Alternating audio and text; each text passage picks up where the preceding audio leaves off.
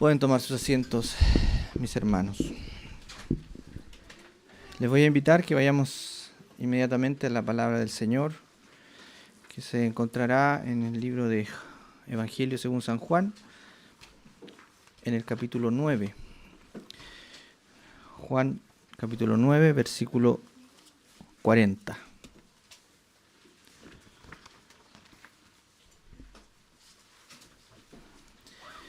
Juan, capítulo 9, versículo 40. Dice así la palabra del Señor. Entonces algunos de los fariseos que estaban con él, al oír esto, le dijeron: ¿acaso nosotros somos también ciegos? Lo voy a leer nuevamente. Entonces algunos de los fariseos que estaban con él, al oír esto, le dijeron: ¿acaso nosotros somos también ciegos? Oremos al Señor. Padre nuestro, gracias nuevamente le damos por tenernos aquí en este día, escuchando su palabra. Permita que este sermón del Evangelio pueda llegar a las vidas de aquellos que le están buscando. Permítanos también, como creyentes, Señor, ser asombrados una vez más con la verdad de su palabra. Que su obra, su sacrificio, su mensaje, Señor, nos sean a nosotros también alimento para nuestras almas y nuestros corazones. Bendiga su palabra en el nombre de Cristo, nuestro Señor. Amén. Bien, hermanos, vamos a hablar, como creo yo es evidente al leer este versículo, acerca de la ceguera, y en mayor medida acerca de la ceguera espiritual. El Señor, en su ministerio terrenal, fue abundante en milagros y sanidades.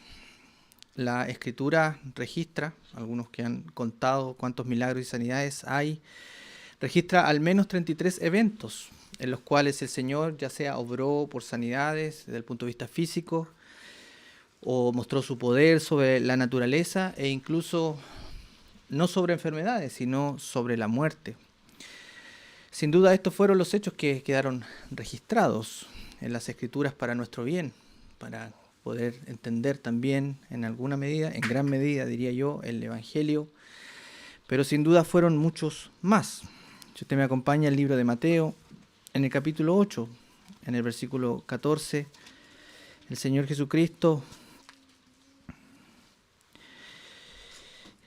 voy a leer del versículo 16 en adelante, Mateo capítulo 8, versículo 16, dice: y cuando llegó la noche, trajeron a él muchos endemoniados, y con la palabra echó fuera a los demonios, y sanó a todos los enfermos, para que se cumpliese lo dicho por el profeta Isaías, cuando dijo: Él mismo tomó nuestras enfermedades y llevó nuestras dolencias.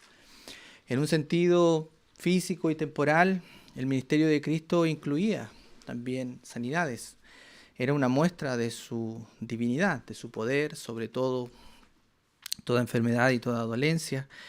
Y en algún sentido era el cumplimiento también de lo que el profeta nos decía. El profeta Isaías también, si usted lee Lucas capítulo 4, se encontrará ahí también con una profecía que el Señor debía cumplir explícitamente aquellos requisitos, podrías llamarlo así, de lo que era el Mesías. Y el Mesías tendría poder sobre toda enfermedad, toda dolencia y también incluso sobre la muerte. Si bien no todos los milagros del Señor fueron registrados, los que quedaron registrados sin duda funcionan como medios para nuestra edificación y tenían claros propósitos. En un sentido, estos milagros mostraban lo más evidente, que era la compasión del Señor por aquellos que estaban sufriendo. Al Señor Jesucristo ejecutar un milagro tenía en mente el dolor humano. Quería aliviar en un sentido temporal aquel dolor y por supuesto expresar su compasión, su misericordia, su preocupación por sus criaturas. Él era Dios encarnado y no era indiferente en ningún sentido al dolor humano. Nuestro Señor mostraba su misericordia a través de las sanidades. Pero también habían propósitos que podríamos llamar espirituales y aún más profundos, que eran autentificar su ministerio. Específicamente en el libro de Juan, en el capítulo 20, en el versículo 31, el apóstol nos da claridad acerca de lo que el Señor Jesucristo estaba buscando al sanar también a los enfermos. Y era autentificar el ministerio de Cristo, mostrar que Jesucristo era el Hijo de Dios, era el Mesías, era Dios encarnado. Por lo tanto, los milagros declaraban su poder, su deidad. Él no era como cualquier hombre, Él era Dios y tenía poder sobre toda enfermedad y toda dolencia. Pero también tenía un sentido evangelístico, es decir, este milagro era el evangelio actuado, era el evangelio llevado a la práctica. Es decir, en un sentido evangelístico, estos milagros de curación fueron diseñados cuidadosamente por el Señor para ser ilustraciones de una sanidad espiritual. Si usted me acompaña en el libro de Juan, donde estábamos, ¿cierto?, en el capítulo 20, Juan capítulo 20, versículo 31, nos dice: pero estas cosas se han escrito para que creáis que Jesucristo es el Hijo de Dios. Podemos ver que en un sentido lo que el apóstol tiene en mente es un aspecto apologético, podríamos llamarlo así, de mostrar que Jesucristo era Dios, pero también tenía un sentido evangelístico. Nos dice que Jesús es el Cristo, el Hijo de Dios, y para que creyendo tengáis vida en su nombre. Es decir, que nosotros al poder leer, meditar y entender estos milagros, podamos llegar a la vida eterna. Podamos a través de la ilustración obtener la salvación. Por lo tanto, todas las sanidades que el Señor Jesucristo nos muestra en su palabra fueron cuidadosamente diseñadas para representar cómo Cristo sana el alma del pecado y de la condenación. Uno de estos milagros es el milagro que está en el capítulo 9 del libro de Juan, que si bien yo leí el versículo 40, que es ya casi finalizando el párrafo o la historia, esta sanidad comienza, o este milagro comienza en el versículo 1, donde los discípulos de Jesús, con Jesús mismo, iban caminando y se encontraron con el que es llamado un ciego de nacimiento. Es decir, tenía una enfermedad que desde su nacimiento, desde el inicio de su vida, este ciego había tenido, y obviamente la ceguera en términos bíblicos no era como hoy día. Hoy día hay mucha ayuda, hay muchas herramientas para poder aprender, leer, estudiar. En aquel tiempo la ceguera implicaba simplemente el hecho de quedar postrado o mendigar. No había ayuda, digamos, desde el punto de vista externo para aquellos que estaban ciegos. Y este ciego no era la excepción, era probablemente un mendigo, muy conocido en la ciudad. Un hombre que, cuando vamos a ir avanzando en el relato, toda la ciudad quedó asombrada, pues era muy conocido, todos sabían que mendigaba, que pedía y que había sido ciego de nacimiento. A través de esta maravillosa sanidad, entonces, Cristo nos va a ilustrar la profundidad del desconocimiento humano de las realidades espirituales. La ceguera implica eso: ignorancia, desconocimiento, incapacidad de poder ver a Cristo y de poder ver algunas verdades espirituales que son necesarias para salvación. Obviamente, no solo nos mostrará esta realidad, sino que también esta sanidad y este milagro nos anunciará la transformación que se produce cuando creemos en el Señor. Aquí entonces está la descripción del triste estado de ceguera espiritual y también de aquella luz que llega a la vida de este hombre, en contraste, como veremos al final, de aquella ceguera espiritual en la cual siguen los fariseos que se niegan a creer en Cristo. Si leemos el primer versículo de Juan, en el capítulo 9, nos dice: al pasar Jesús vio a un hombre ciego de nacimiento. Y le preguntaron sus discípulos diciendo: Rabí, ¿quién pecó este o sus padres para que haya nacido ciego? Jesús, poco después de salir del templo, entonces vio a este ciego de nacimiento.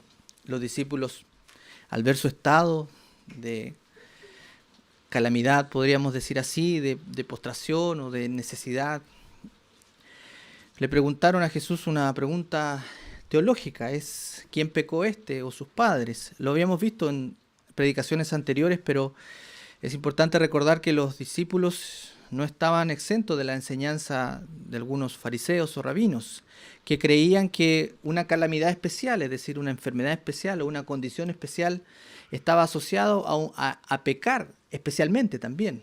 Cuando alguien tenía una calamidad especial, ya sea lepra, ceguera o una muerte muy desastrosa, se asociaba a eso directamente a un pecado especial que Dios castigaba de una manera muy severa. Obviamente el Señor Jesucristo implícitamente responde que esto no es así, pues le dice a los discípulos, no es que pecó este ni sus padres, sino que para que las obras de Dios se manifiesten en él. Y aquí entramos en la soberanía divina, en sus juicios, en sus planes eternos, en el cual Dios en su gracia había permitido que este hombre hubiera nacido ciego para que se encontrara con Cristo, para que las obras de Dios, es decir, el milagro físico que ocurriría, pero también el milagro de la salvación, le diera a este hombre la vida eterna. El Señor Jesucristo entonces quita a los fariseos, a los discípulos de esa idea de que un pecado especial o de una enfermedad especial está asociada a un pecado especialmente grave, sino que les dice que es voluntad de Dios que este hombre esté así para que las obras de Dios se manifiesten en él. Se nos dice entonces que este hombre era ciego de nacimiento. Y aquí hay que empezar ya a dibujar también la analogía que el escritor nos quiere ilustrar. Ser ciego de nacimiento es una ilustración muy precisa de nuestra propia naturaleza humana. Como seres humanos, nos dice la Escritura, somos ciegos frente a Dios. Y aquí también quisiera aclarar que ser ciego espiritual no significa un desconocimiento intelectual de algunas verdades de Dios, porque la Biblia nos dice que todo hombre tiene un conocimiento acerca de Dios. Todo hombre puede ver la creación y observar de que esto fue diseñado por Dios. Todo hombre tiene una conciencia que le ayuda a entender que hay cosas buenas y cosas malas. Y todo hombre tiene la obra de la ley escrita en el corazón. En algún sentido sabe que hay cosas que son malas y que van a ser castigadas y que hay un juicio al final de la vida. Entonces, la palabra del Señor no nos habla de un desconocimiento de algunas verdades acerca del Creador, ni tampoco significa un desconocimiento total de las verdades del Evangelio o de la religión. Ustedes pueden ver en el versículo 40 que acabamos de leer, que el Señor le acaba de decir que son ciegos a los hombres más religiosos que alguna vez han existido en esta tierra. Hombres que se cuidaban hasta de lo que tenían que comer, vestir. Hombres que diezmaban o cuidaban incluso la planta que tenían que dar de diezmo. Estamos hablando de hombres que estaban obsesionados con la religión y que entendían que iba a venir un Mesías, entendían que Israel era el pueblo escogido de Dios, entendían y tenían acceso a la ley, a todo lo que nosotros hoy día podemos saber como la Escritura. Ellos de cierta forma lo entendían, sabían. Entonces, si no significa un desconocimiento intelectual de las verdades del Creador y tampoco significa un desconocimiento total de las verdades de la religión o del conocimiento del Mesías. ¿Qué significa ser ciego espiritual? Bueno, es algo mucho más profundo y terrible. Ser ciego espiritual significa una incapacidad, una inhabilidad de entender lo que las verdades significan en la vida de aquellos que la reciben. No estoy hablando de que las personas no entiendan de un punto de vista intelectual algunas verdades del Evangelio, sino que la ceguera espiritual es la inhabilidad de entender lo que esas verdades significan para aquellos que las escuchan. Los seres humanos, entonces, en un sentido espiritual, somos ciegos frente al significado y las implicancias de las verdades salvadoras. Y aquí déjeme darle un ejemplo para ilustrar lo que estoy tratando de decir. Un ciego espiritual no ve verdaderamente a Dios. Y yo sé que muchos de los que estamos aquí, si meditamos en nuestra vida antes de llegar al Evangelio, podemos estar de acuerdo con lo que vamos a decir. Éramos ciegos espirituales. Usted puede tener algunas nociones acerca de Dios. puede saber intelectualmente, por ejemplo, que Dios es santo. Todos podemos tener un conocimiento de que Dios es santo y entendemos que Dios es santo en el sentido que es separado, que es puro.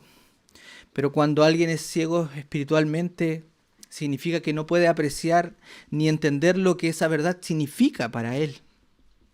No puede entender que si Dios es santo, está separado de todo pecado y que si nos presentamos ante Él, su luz de santidad y justicia nos consumirá inmediatamente. Alguien que es ciego espiritual no puede entender que debe temer frente a la santidad de Dios y que esa santidad nos obliga a adorarle, a honrarle como el único Dios santo y verdadero. Cuando alguien es ciego espiritual no puede comprender que nuestro Creador es un Dios santo y que demanda santidad a todo aquel que quiera acercarse a Él.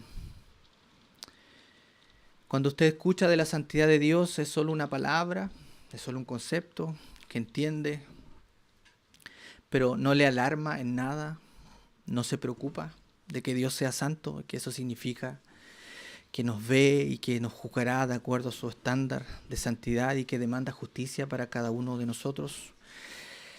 Si la palabra santidad o si el concepto de santidad no significa nada para usted, es solo un concepto que entiende pero no lo mueve y no le hace temer frente a Dios, entonces probablemente usted está ciego espiritualmente.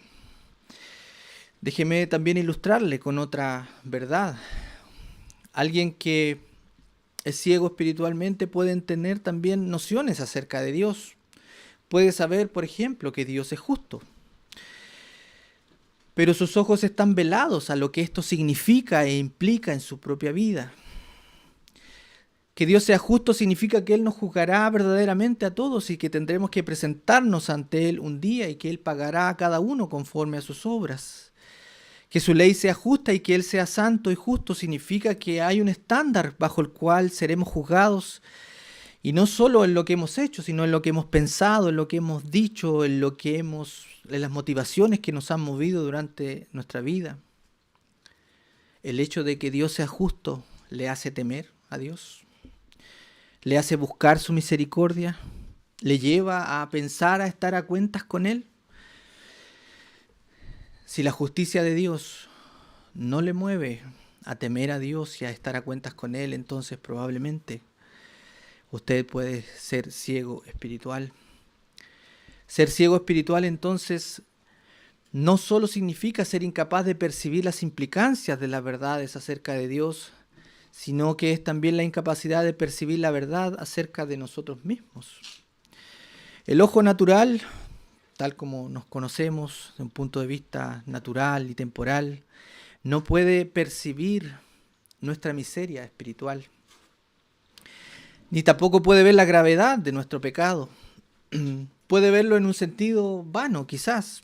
Todos en algún sentido decimos frases como no somos perfectos, ¿cierto? Todos tenemos defectos, todos entendemos que no somos perfectos y que nadie es perfecto, pero eso no nos preocupa en ninguna manera. Cuando somos ciegos espirituales, no nos preocupa tener que solucionar ese problema de que somos imperfectos ante Dios. También en muchas situaciones nuestra conciencia se activa en circunstancias de la vida y nos hace darnos cuenta de que estamos haciendo quizás cosas que no corresponden o que no agradan a Dios.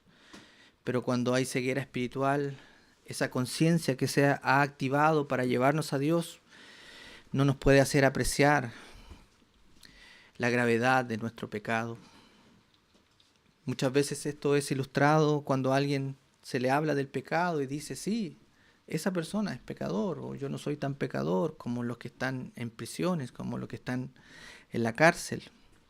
Pues cuando uno está ciego espiritualmente, es incapaz de ver que no solo comete algunas faltas, sino que está dominado por el pecado, y que ese pecado nos llevará finalmente a la condenación eterna.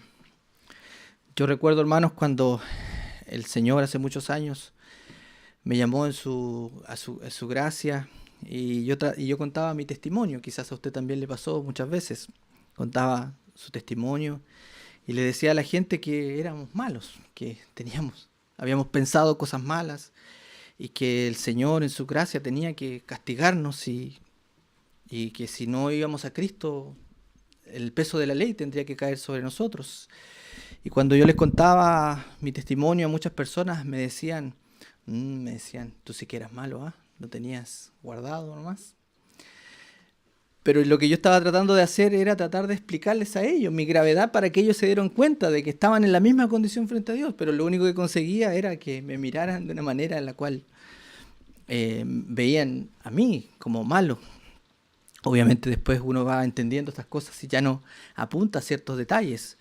Pero en principio uno en su conversión trata de explicarle a las personas la gravedad de su pecado y se pone uno como ejemplo y les muestra, mira, yo era un pecador, yo era un hombre que estaba ciego, que no tenía ninguna luz de vida espiritual a pesar de haber estado en la religión. Pero si no es por una obra sobrenatural del Espíritu Santo, esa ceguera espiritual jamás será quitada. Todos entonces somos ciegos antes de llegar al Evangelio. Es la condición natural de nuestra raza humana caída. El ciego entonces que encontró Jesús en aquel lugar es una figura muy apropiada de todos los hombres y de todos nosotros antes de llegar a la salvación. Cuando alguien es ciego espiritual tampoco puede ver la salvación, la gracia. Le parece como algo tan prohibitivo a veces seguir el Evangelio. No le alumbra lo que pasó en la cruz del Calvario, no le sorprende lo que Cristo tuvo que hacer, pagar por los injustos. No le asombra tampoco la encarnación de Cristo, que Él mismo Dios viniera y se hiciera hombre y viviera una vida perfecta para que en lugar nuestro pudiese Él pagar nuestras culpas. No le asombra nada de eso, pues está ciego espiritualmente. Quizás lo entiende. Usted puede conversar con mucha gente que entiende que Jesús murió en la cruz, pero eso no significa nada para sus vidas. En muchos casos es un seguro que tienen aquí guardado por si acaso les pasa a alguien. No, yo acepté a Jesús alguna vez y por lo tanto si me muero me voy al cielo. Pero en sus vidas no influencia en ningún sentido las verdades de la salvación. En este estado entonces estaba aquel ciego de nacimiento, sin esperanza, en pobreza, mendigando, sin vista física, ni tampoco con vista espiritual. ¿Está usted en esa condición en este momento? ¿No puede apreciar a Dios, ni a su majestad, ni su santidad, ni su justicia? ¿Ese es el estado de su alma? Si es así, entonces también la Escritura nos muestra el remedio precioso para aliviar nuestra enfermedad y nuestra ceguera espiritual. La sanidad entonces de este hombre, si continuamos con el relato, llega por gracia. La Biblia nos dice que Jesús es quien encuentra a este hombre. El versículo 1 nos dice que al pasar Jesús vio a un hombre ciego de nacimiento.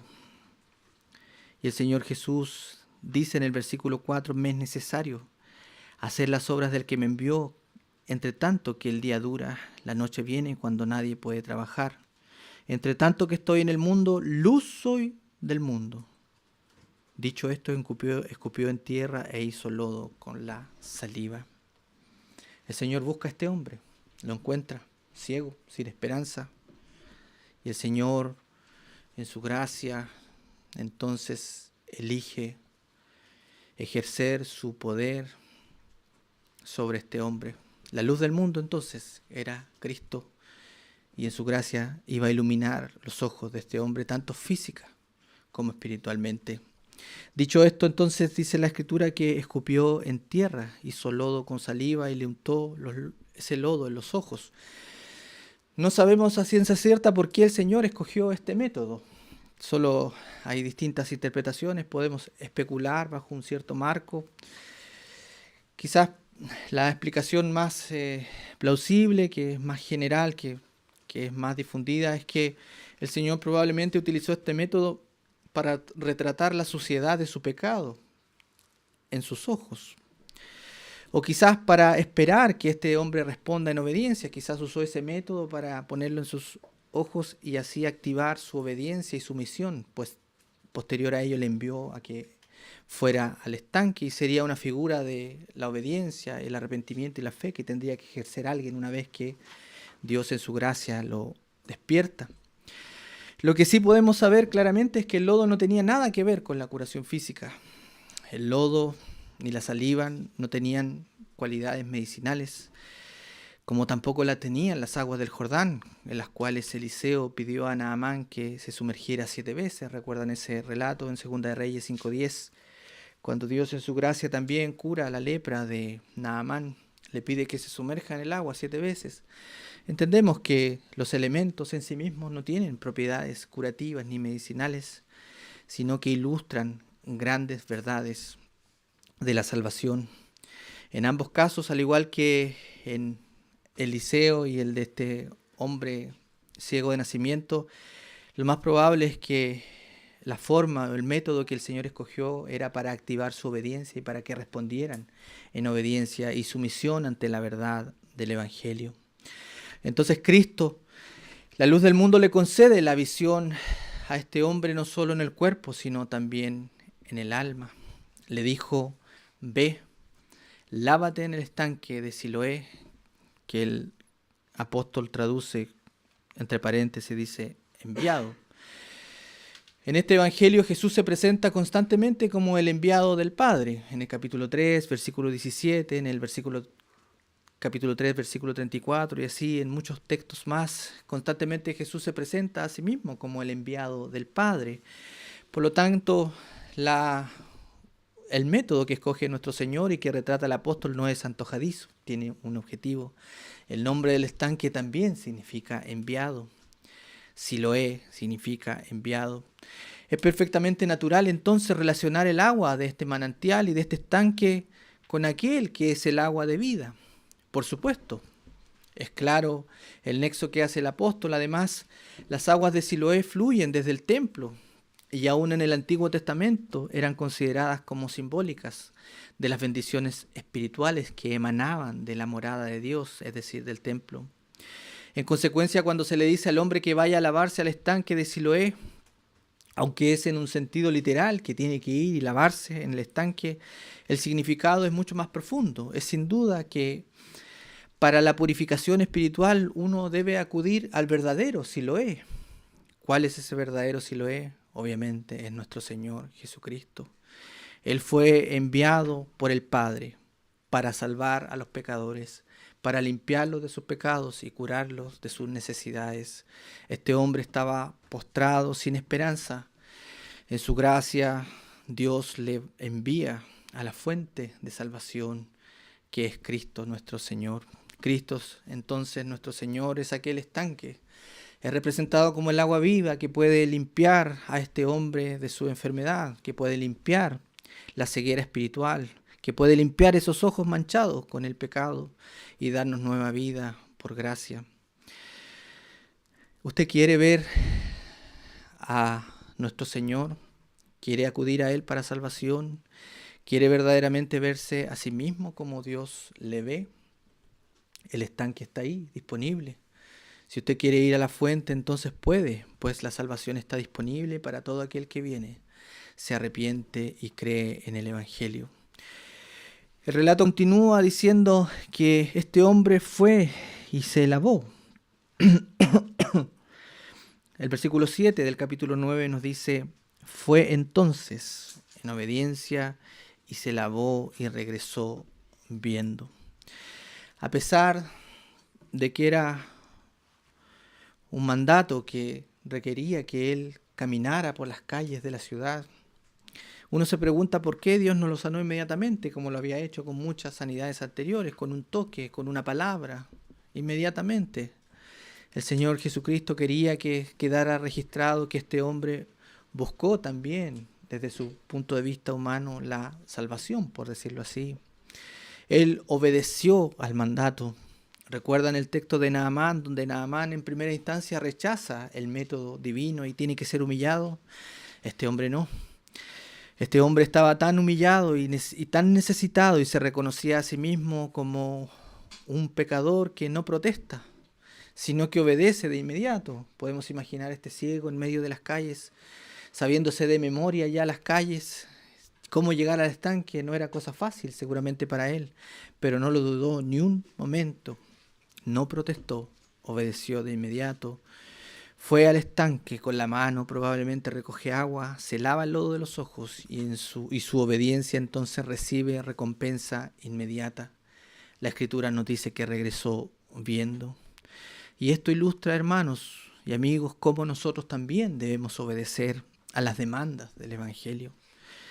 Si usted ha entendido el Evangelio, si usted se da cuenta que es en algún sentido ciego espiritual y que necesita la salvación que es ofrecida en Cristo, entonces, sin titubear, sin dudar, se nos pide que nos arrepintamos y que vayamos a nuestro Señor en obediencia. Confíe en su obra, en lo que Él ha hecho, en lo que Él ha ganado para pecadores como nosotros, para liberarnos de la culpa, del dominio y las consecuencias del pecado. Ir a Él en búsqueda de perdón es lo que debe hacer si usted quiere sanar su ceguera espiritual. Aquel que viene a Cristo, el Señor nos dirá: ¿crees tú en el Hijo de Dios? En su gracia el Señor se revelará por fe y podrá usted, igual que este ciego, regresar viendo. Lamentablemente, ante la evidencia de este relato, todos podríamos pensar de que la multitud y toda la gente entendió y alabó al Señor. Hoy día hay un énfasis también mucho en lo que son los milagros. Muchos piensan que si la iglesia o aquel predicador o tal persona pudiese hacer milagros, muchos creerían. La respuesta bíblica es en muchos sentidos contraria. A pesar de los milagros, a pesar de la evidencia que se pueda dar del poder de Dios, si el corazón no está blando, si no hay vista espiritual, entonces nadie creería. Es por eso que si avanzamos en el texto nos dice que los fariseos entonces comenzaron a investigar a este hombre. En el capítulo 9, versículo 13 nos dice: llevaron ante los fariseos al que había sido ciego. Y era día de reposo cuando Jesús había hecho el lodo y le había abierto los ojos. Imagínense la ceguera espiritual de estos hombres. Comenzaron a investigar este milagro y no les importaba si la sanidad era genuina o no. Lo que les importaba era que Jesús había usado lodo en día de reposo. La ceguera espiritual entonces llega a veces a extremos arrogantes, en los cuales no hay remedio, ya no hay vuelta para aquellos que están endurecidos completamente. Es por ello que debemos contrastar también esta maravillosa historia de salvación, como el Señor en su gracia nos muestra el método para llegar a ella, también con la ceguera en la cual quedaron los fariseos. Es una advertencia para nosotros. Para todo aquel que quiera ir a la fuente de Siloé, está disponible. Pero también aquellos que rechacen el llamado que hace el Evangelio a ser limpiados, les espera quizás lo mismo que le pasó a los fariseos, quedaron cegados completamente. Los fariseos lo único que trataban de hacer era desacreditar el milagro. Al oír esto, comenzaron a despreciar y a burlarse del Señor. Es por ello que llega el diálogo que parte en el versículo 35 del capítulo 9. Nos dice: oyó Jesús que le habían expulsado. Es decir, este ciego había recibido como seguidor de Cristo la condena que recibía cualquiera que declarara que Jesús era su maestro, su Señor. Expulsado de la sinagoga, eso implicaba no solo ser expulsado de la iglesia, como lo entendemos hoy día, era ser expulsado de la vida social, cultural, política, económica, de todo, prácticamente de todo lo que se pudiera hacer. Este hombre recibió entonces la expulsión de la sinagoga y Jesucristo lo busca y le dice: ¿crees tú en el Hijo de Dios? Y él respondió: ¿quién es, Señor, para que crea en él? Y le dijo Jesús: pues le has visto, el que habla contigo es. Y él dijo: creo, Señor, y le adoró. Su fe que había comenzado, su conversión, podríamos decir que había comenzado nubladamente, entendiendo que Jesús era el Señor y que era un hombre, no era un hombre normal, sino que probablemente era Dios o un profeta, ahora es alumbrada completamente y él encuentra la salvación de su alma justo enfrente del Señor Jesucristo.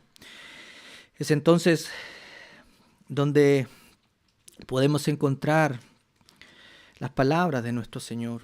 En el versículo 39 nos dice: para juicio he venido yo a este mundo, para que los que no ven, vean, y los que ven sean cegados.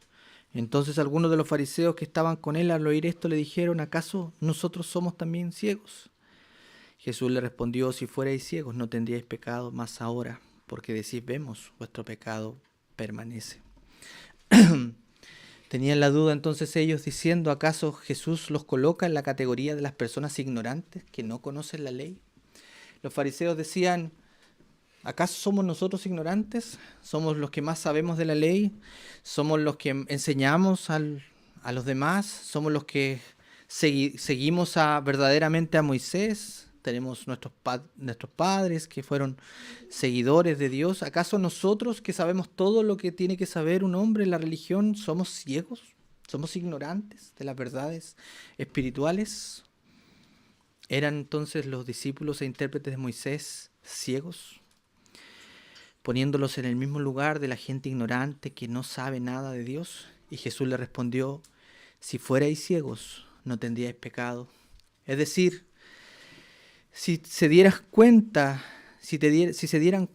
que eran pecadores, si se dieran cuenta que eran ciegos, entonces, en su gracia, ellos, al estar conscientes de esta condición, anhelarían la salvación y el Señor Jesucristo se las daría. Pero ellos no querían saber nada con nuestro Señor ni con el Evangelio, por lo tanto, su ceguera permanecía y permanecían en su pecado. Mas ahora dice: porque decís vemos, vuestro pecado permanece. En otras palabras, si no veis lo grande de vuestros pecados y vuestras miserias, no podréis gozar del verdadero consuelo. El pecado permanece para aquellos que no se ven a sí mismos como ciegos. Sin embargo, aquel que piensa que tiene luz y que no se considera a sí mismo como ciego, sino que cree que está bien ante Dios, o espiritualmente hablando, está justificado frente a Dios, obviamente sin Cristo, será rechazado y continuará en su ceguera espiritual. La pregunta entonces del Evangelio es obvia: ¿con qué lado usted se identifica? ¿Se identifica con aquel ciego que suplicantemente obedeció, o con aquel fariseo que se ve a sí mismo como alguien suficientemente bueno y que no tiene ninguna necesidad de vista espiritual? ¿Está usted satisfecho consigo mismo? ¿O está a cuentas con su Señor? Mi ruego es, hermanos, visitas, amigos, que usted pueda ver su condición necesitada. Si usted quiere la salvación, si usted anhela la salvación, entonces debe verse a sí mismo como un ciego. Debe verse a sí mismo como un necesitado. Venga a Cristo en busca de salvación. Reconozca su necesidad. Dios en su gracia le abrirá los ojos a esa verdadera vida espiritual. Dios le mostrará quién es Él, para que usted pueda conocerle, amarle. Y en su gracia nuestro Señor le dará verdadera vida para amar la justicia y la santidad. Que el Señor bendiga su palabra. Oremos al Señor. Padre bendito, estamos nuevamente ante su presencia. Ahora agradecido, Señor, porque hemos podido escuchar su palabra. Permítanos, Señor, hacer caso a lo que usted nos muestra. Permita que todos aquellos que le están buscando puedan hacer caso a esta llamada amorosa del Evangelio, a verse a sí mismos como ciegos espirituales, a obedecer el llamado de nuestro Dios a arrepentirse y creer en Él. Ponga vida en los corazones, Señor, en su gracia a través del Espíritu.